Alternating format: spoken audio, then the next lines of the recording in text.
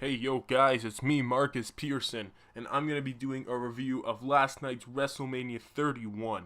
So it was a very good pay-per-view. We saw a lot of different title changes, and in my opinion, it was the best one in a very long time. So let's start with the first match. We had the tag team title fatal 4-way. The Usos lost Matadors, Tyson Kidd, Cesaro, and then who were the other guys? I believe it was the New Day, yes. It started off with, I don't really need to talk much about it. It wasn't that long of a match. Cesaro and Kidd ended up pulling the victory, and Jey Uso got injured, so it was just Jimmy on himself for the match. And then there was the Andre the Giant Battle Royal.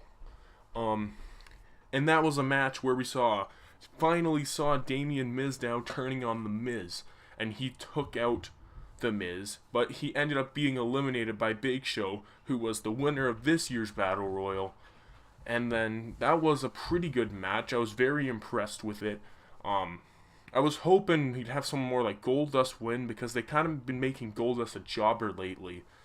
But I guess that's what they want, because they want to push Stardust, but then there's Goldust, who's a lot older, and they don't want to really give him titles because he's not really that much of a fan attraction. Anyways, the next match was the Intercontinental Ladder match. An awesome match. Daniel Bryan pulled off the victory, become the new IC champion. A very lengthy match and a very excited one.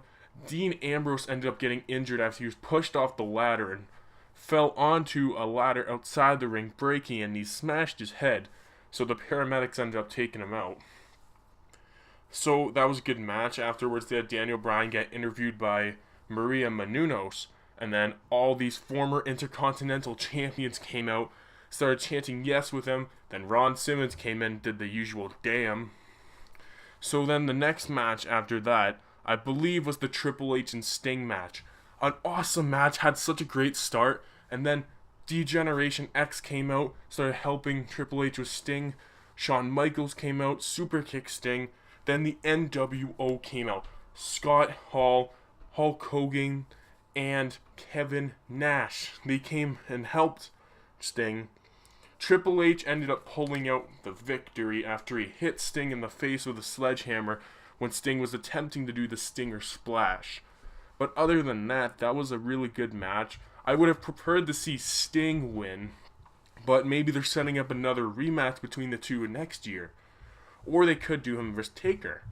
And that leads me to, no, that's not the match yet. The next match was Rusev versus John Cena for the U.S. title.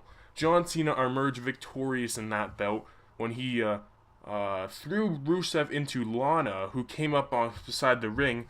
Rusev accidentally hit Lana down, and Lana injured her ankle. And while Rusev was distracted, John Cena was able to finish off Rusev and win the title back for America. So after that match, we had a bit of a segment with The Rock and Ronda Rousey going against Triple H and Stephanie McMahon, where The Rock and Ronda ended up just clearing the ring of the Authority.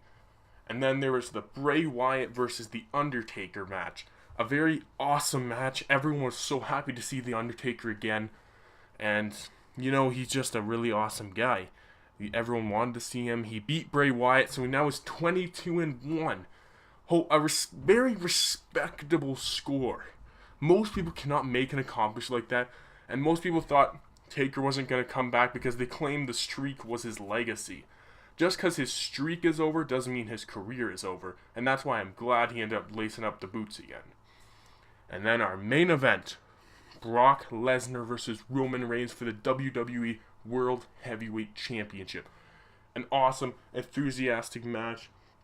There were so many different moves used. Brock Lesnar continued to beat the living hell out of Roman Reigns. Suplexes. I believe he did 4 F5s, and Reigns just laid there laughing. And then eventually Reigns made a comeback, and he accidentally hurt Lesnar. And Reigns kept continuing the Superman punch Lesnar, speared Lesnar at least 5 times, but Lesnar would not go down.